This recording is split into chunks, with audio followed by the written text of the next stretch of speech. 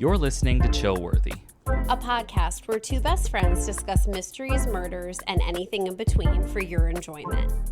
So if you're ready to hear some chilling and unsettling cases, you're in the right place.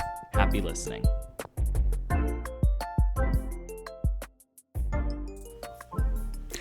Hello, everybody. Welcome back to a two-part episode of Chillworthy with Brent and Talia. Hi, everybody. So we are back on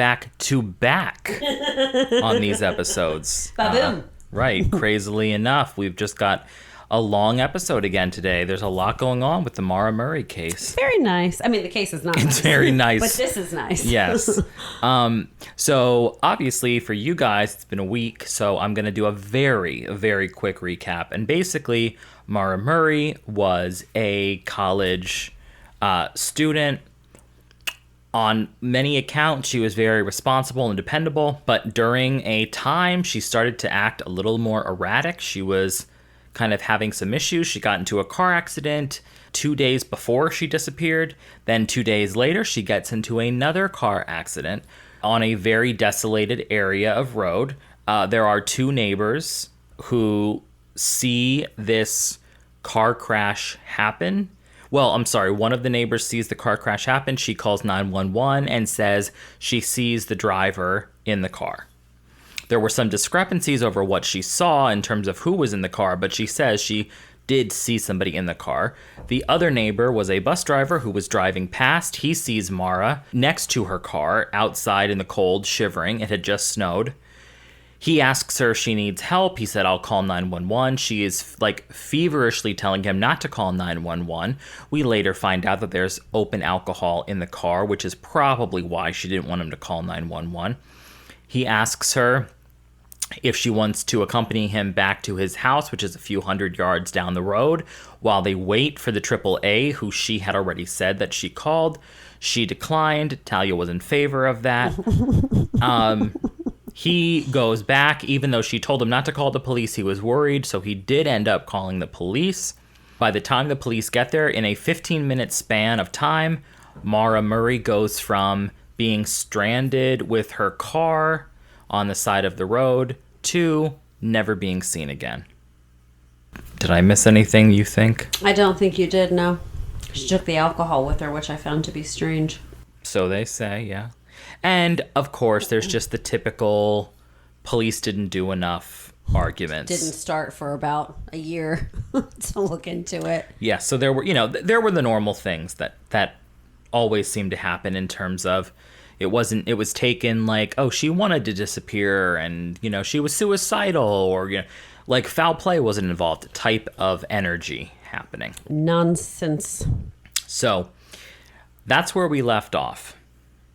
So now to jump back into this, to be fair to the police, they did follow up on some leads as they emerged.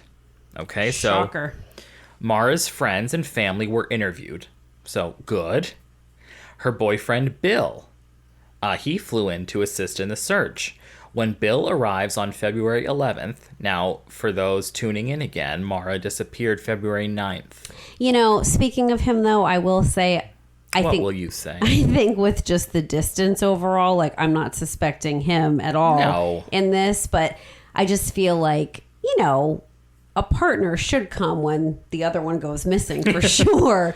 But if things weren't good with them, I'm sure he feels ridiculous guilt over this, If that was sort of the precipice for what really got her not in a good place and making great decisions.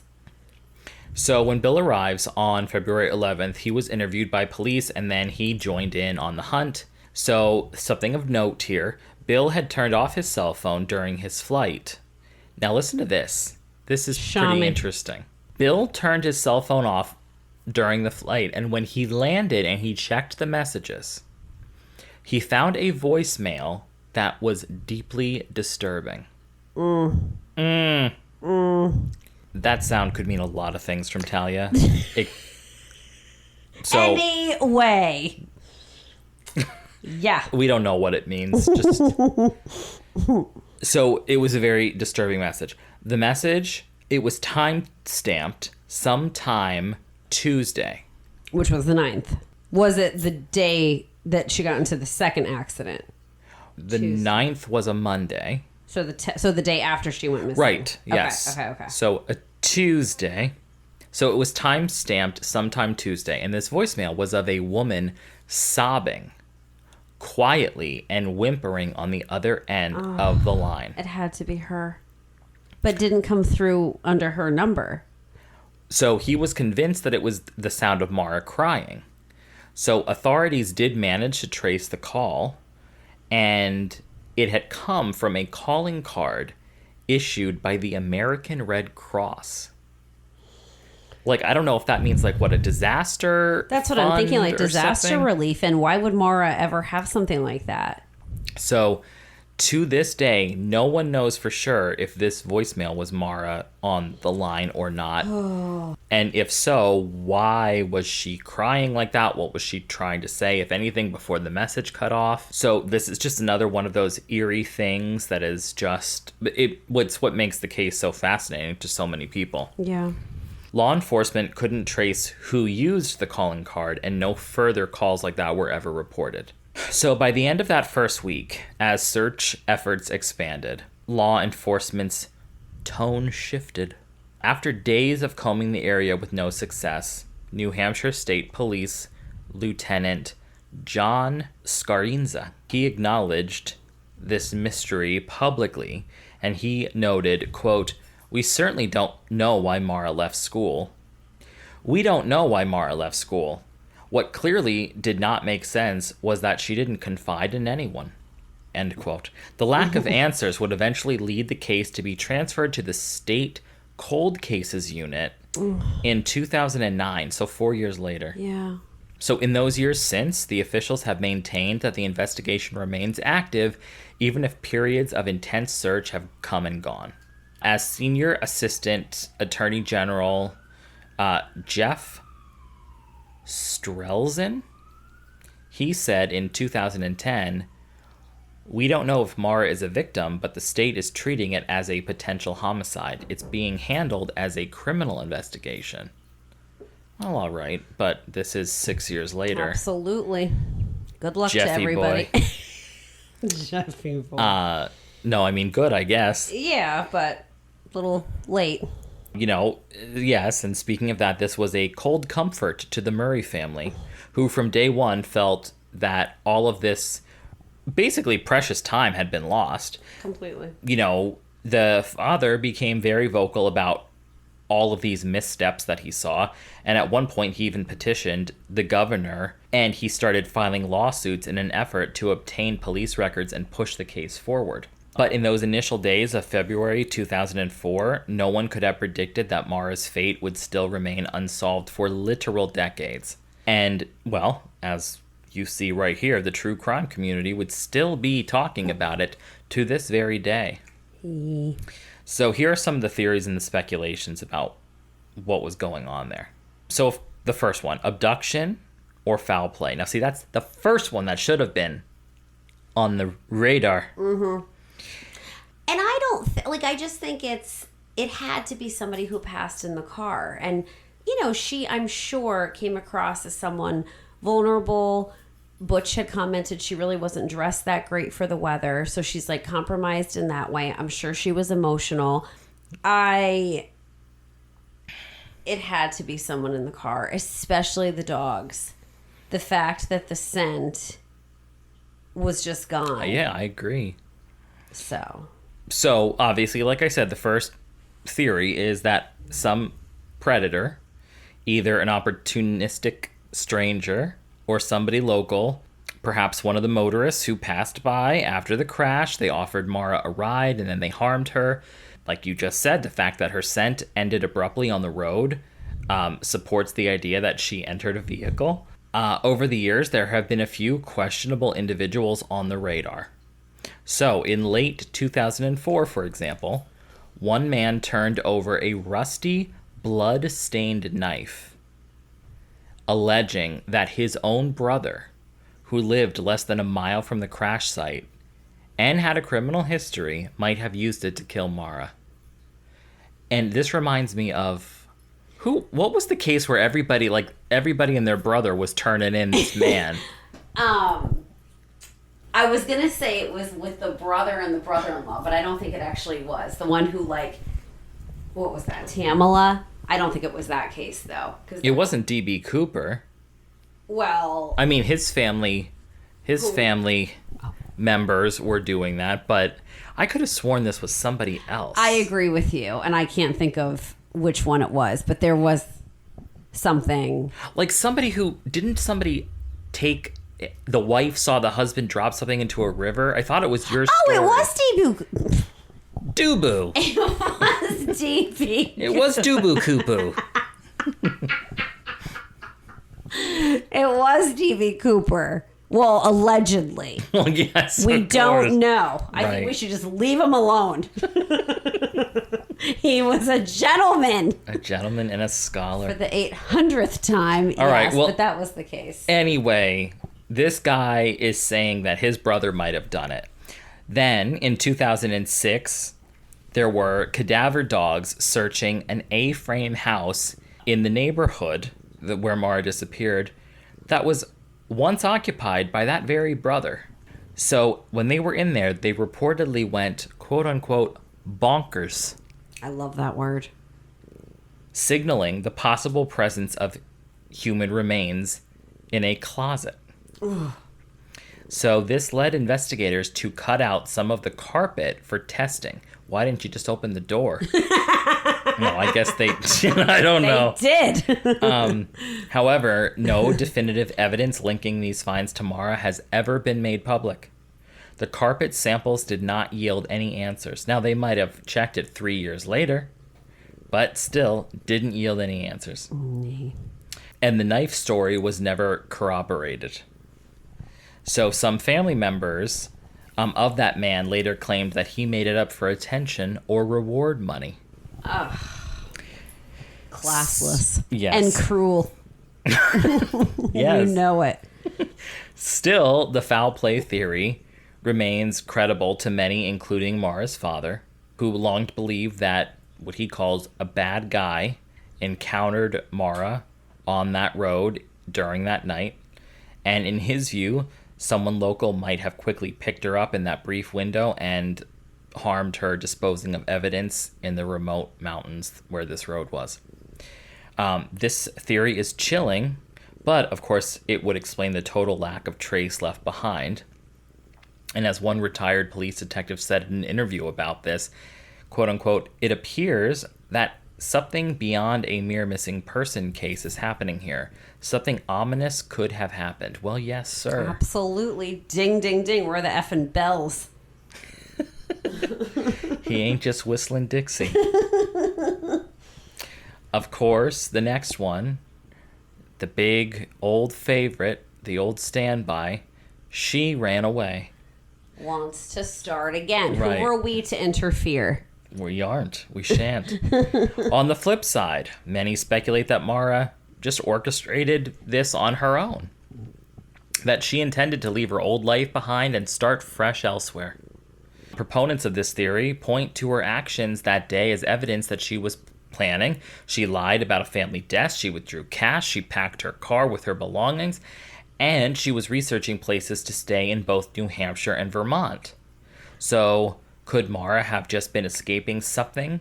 Academic pressure, legal trouble, relationship issues, and she just wanted to get away from it all.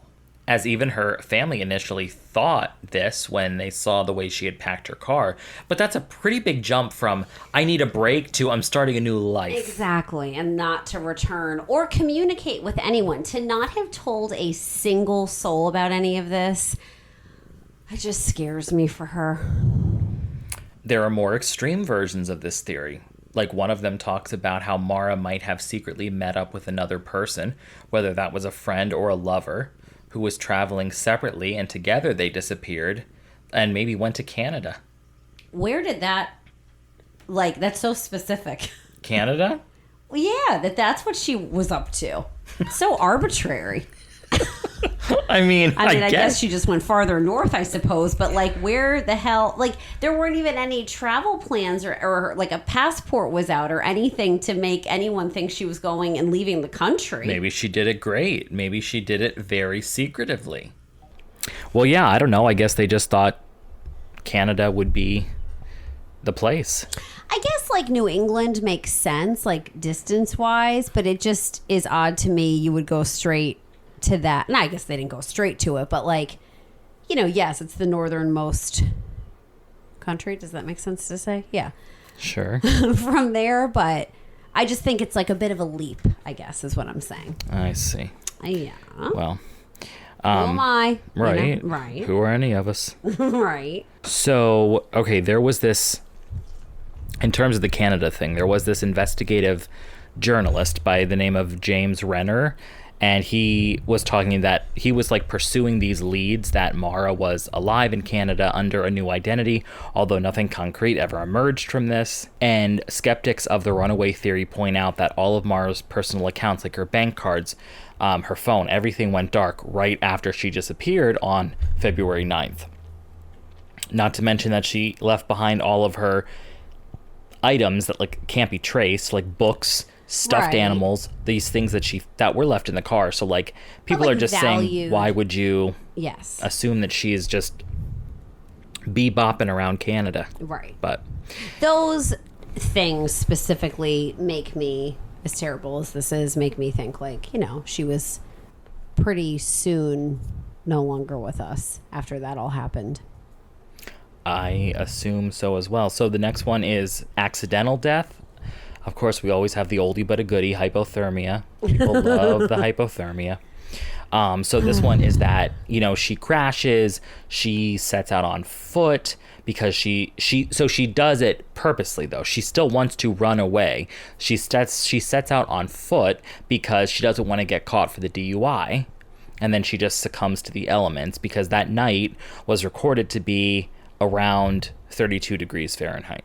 So, I mean, it obviously, and she wasn't dressed to be out there in the cold and all of that stuff. So, like, not a good situation. And then being drunk on top of it, you're probably not even feeling the elements as much as. I remember in college, like, you know, I went to school in a cold climate and we would be waiting for the shuttle, like the drunk bus, to take us to like a city that all the bars and like clubs and stuff were, and it was like the school's like initiative to get you there safely, like so nobody would drive. The outfits that we would be in winter in this area, and like we of course pre-gamed before we would go out, and like we would be so scantily clad and waiting outside for this thing to arrive. And I mean, we did more than probably pregame, like, but we didn't feel a damn thing. I mean, we were like immune to the elements. It was insane. And which, back to her though in the car and what she left in the car, and I may have said this earlier, but it makes me wonder if her intention was to return to the car at some point, and that is why she left certain things that were important to her. Yeah, I don't know. Yeah, I mean, we'll never know. So I guess people who think that maybe this death was accidental, right? I guess they often talk about this one case, and it's called the case of the old swamps, quote unquote. Yikes. Or I guess another word for it is the old squaw walk. I thought that said squawk walk, but it's not. Squaw walk. Get it right. Which I'm assuming has to be Native American. I was thinking that. So Maura's father referenced this, and it's the notion of somebody wandering into the snowy woods, basically to die purposely. Like sometimes they would, like, I don't know. It says, like, I'm assuming that's what they're trying to say, that this squaw walk is almost kind of like the suicide forest. Like, culturally. Right. I'm thinking, like, the elements are bad. Maybe not even. Maybe it's just you're going into the woods and you're just thinking you're gonna perish in there. I'm not sure. So, you know, I guess early on, some law enforcement was thinking that Maura was just distraught from crashing 2 cars in 2 days. She might have been suicidal at that point, and then she just walked into the dark forest to end her life. Well, Can I interrupt you? Yeah, well, there were never any signs, though, in the forest that she was in there to begin with. So probably not, like, probably a dead because if she's planning on ending her life, is she gonna care that somebody follows her footprints by that point? You'd imagine not. Right. I would imagine, like, if she wanted her body to be found, but there's so much speculation in that.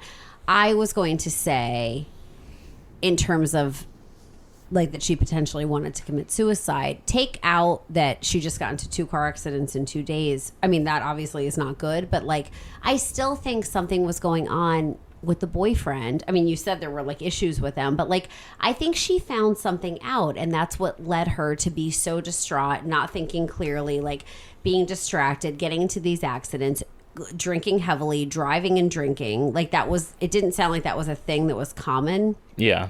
For her, like a habit. So I'm thinking if, like, she was feeling suicidal, I don't think it was just because she got she didn't get 2 DUIs, but just, like, the accidents involving drinking. I feel like it was maybe even other things that were going on that, like, there is, like, a hopeless vibe in all of this. Yeah. Or, like, frantic or, like, impulsive, like a few Well, things. there's definitely facts to believe she was deeply bothered by something. I mean, with the drinking and stuff, but right. One of the other theories is about, like, a connection to possible other cases. So it says that, because of the bizarre nature of Maura's disappearance, people have wondered if it might be linked to other unsolved cases or if, like, a predator was stalking the region at that point. The most often referenced comparison case to this is the case of Brianna Maitland, who is a 17-year-old who vanishes after her car was found abandoned against a barn in Montgomery, Vermont, just 5 weeks after Maura disappears, and 66 miles away. So both young women went missing in 2004 under very similar circumstances. Both women left the car behind.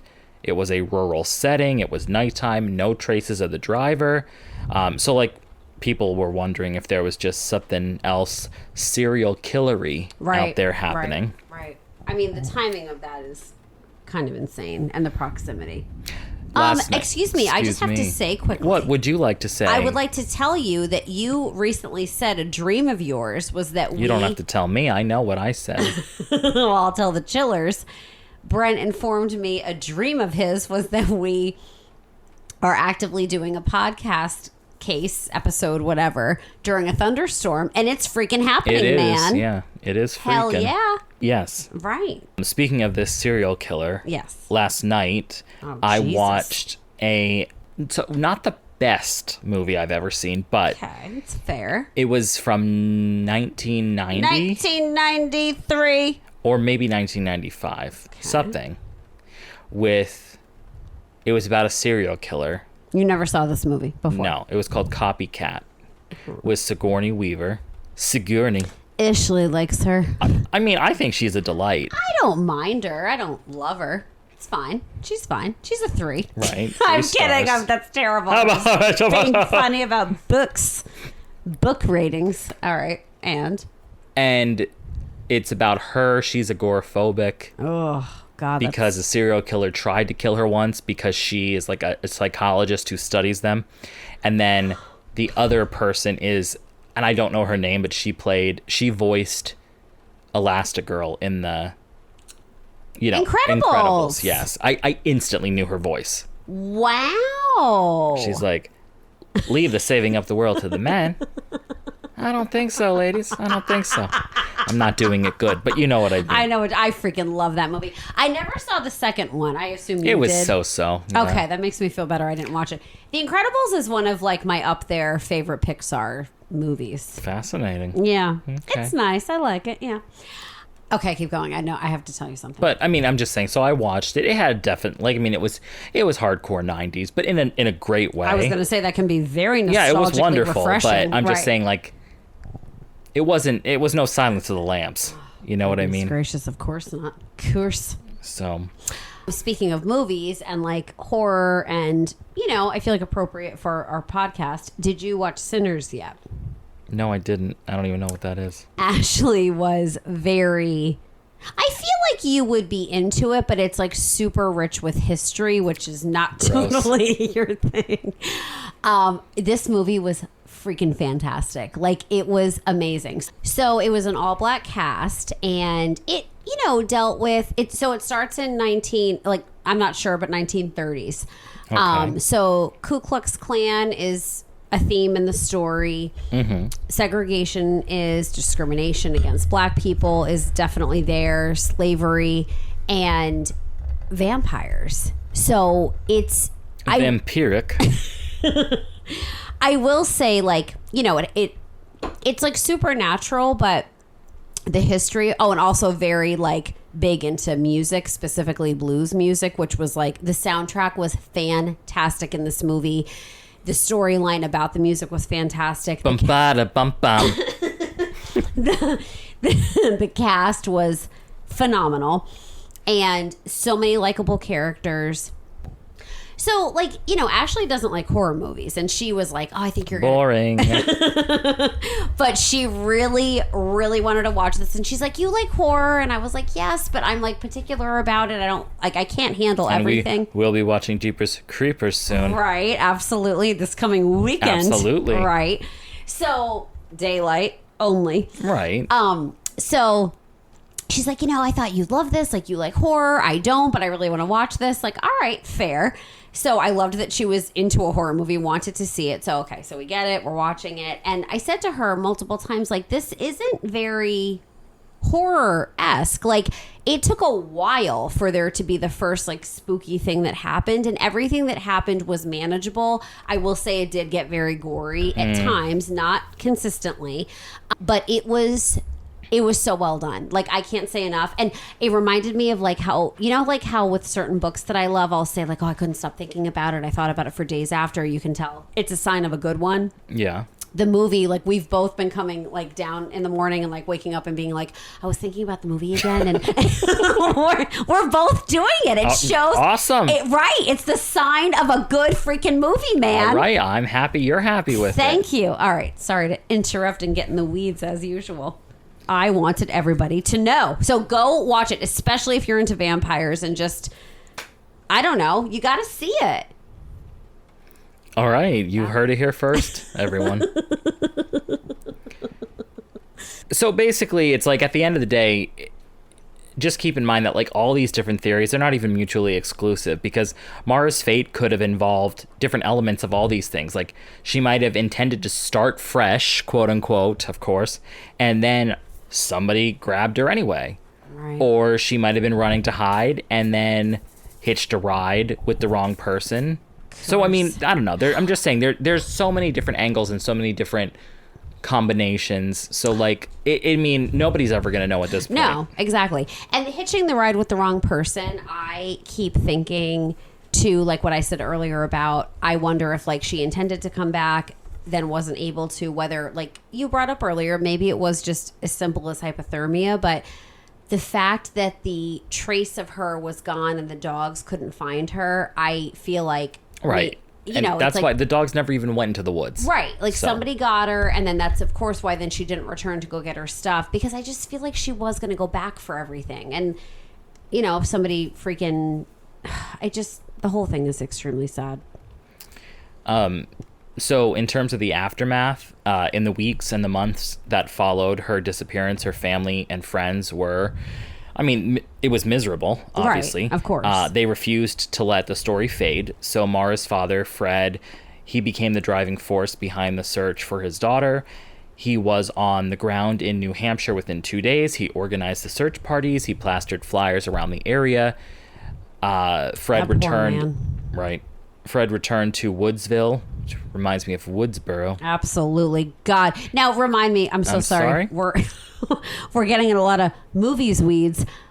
There is not another one coming out. No, and for those of you, is. oh, hell yeah, man. We're talking about Scream for those of you who are not familiar with the term. Because I think they, as they should, have brought Neve Campbell back. I agree. Because that last one was bullshit. I don't give a damn about the others. And I said it. I don't care. I do. I don't give a damn, frankly. Anyway.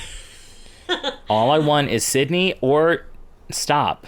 We should watch that tonight. God, that's a good freaking that's a good movie, man. All right, well, let's finish this up. That's another comfort movie. Okay, sorry. Yes. Okay. Yes. All right, fine. Yes. So he returns to Woodsville nearly every weekend for literal years, going through the forest, knocking on doors, chasing any tip that comes his way. So he was obviously very dedicated.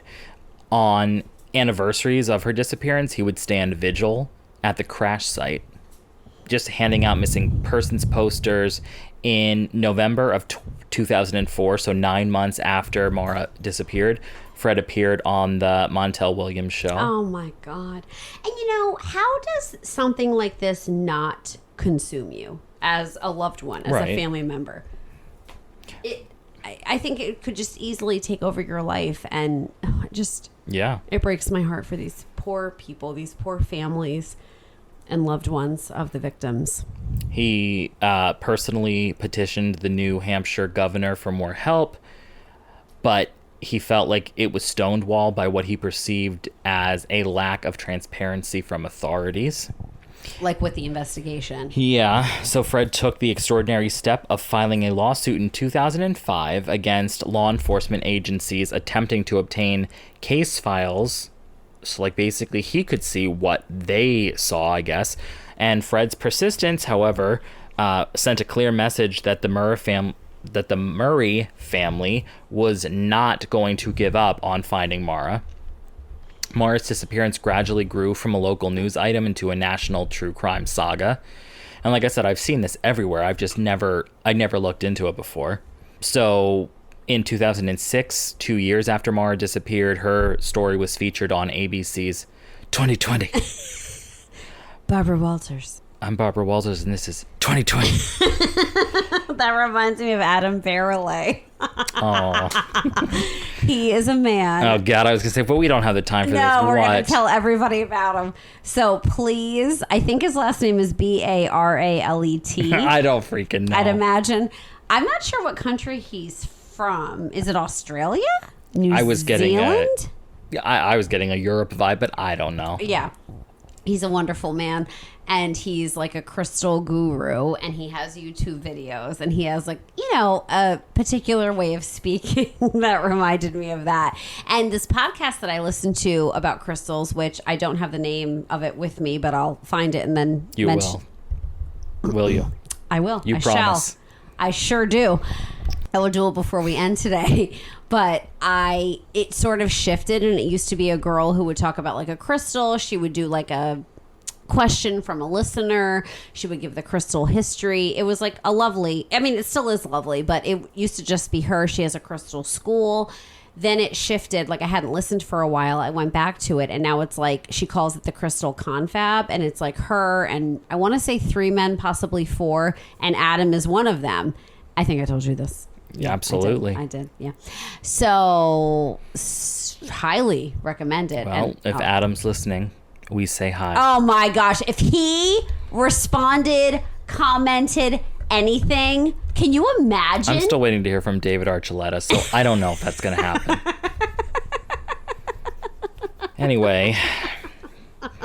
All right. So, yes, it was done on 2020, which was obviously, good for getting it out there again, but I mean by that point we're 2 years gone. Yeah. So tons of blogs and forums were sprung from this.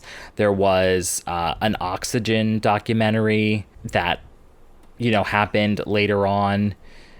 Does that channel still exist? I don't know. I wonder if it does. So, but Oxygen, they made a point to say that this was the first true crime mystery of the social media age because Facebook had just launched. Oh, shit. Days after she went missing. So it was super, early. That's wild. Do you, real quick, remember, except I don't mean quick at all, do you remember when Facebook came out? I mean, very lightly. I remember it would be Brent is, and then you would fill that in. Instead I don't of remember that. Yeah, it was because then you'd say doing the dishes. Something stupid. It would suggest that, or no, that's when you were gonna make a post. It always started off with Talia is, and then you would fill out the rest. Oh shit, I don't remember that. And then one day they just got rid of it, so you could say whatever the hell you wanted. I remember when, like, you know, it obviously went to colleges first, and the college I went to was not on the top of the list of Facebook. And then when it was finally released, or whatever you say, it was such like a huge deal, and like, of course, we all, you know, got it and did our little profiles or whatever. But like, I joined the Edward 40 Hands. Well, there group. were.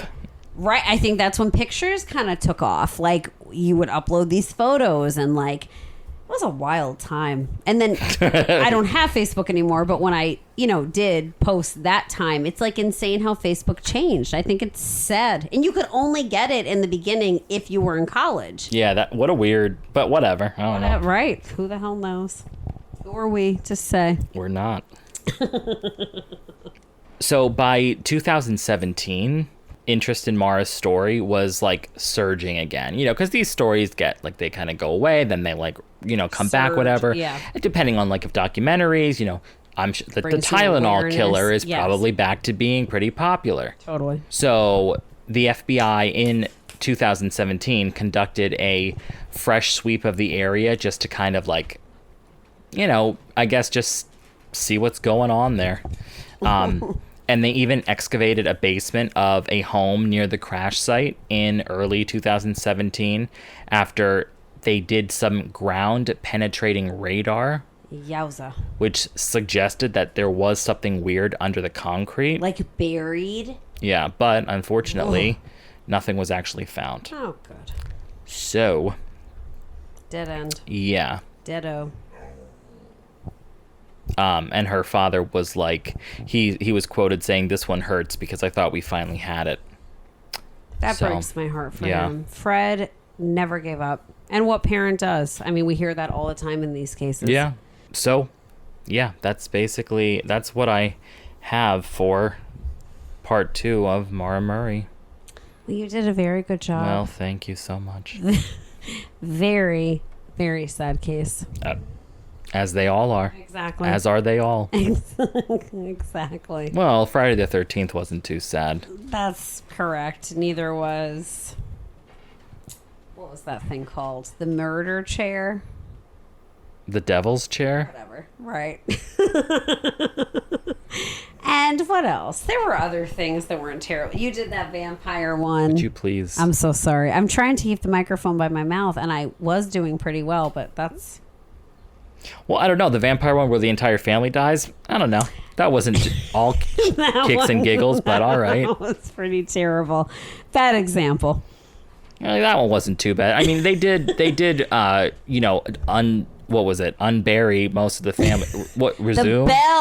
The bell. No, exhume. Exhume. Yes. They did exhume the family. They could like cut off their head or something. But hey, no, that wasn't. Not that wasn't too sad. Not that one. I was trying to Krampus, that one's not sad. And Murder Road. I think I was getting Clinton Road. Signals crossed. Yeah. Oh, Murder Road is the book by Simone St. James that I talked about. Right. All right, I gotta go. I'm getting crazy. Well, we don't want that. No. All right. So everybody, thank you for... Thanks, everyone. Okay. Thanks, everyone. As Talia says, thank you for tuning in. It's been a pleasure. And until we see you again... Stay safe. And stay chill. Bye, everybody. Bye, everyone.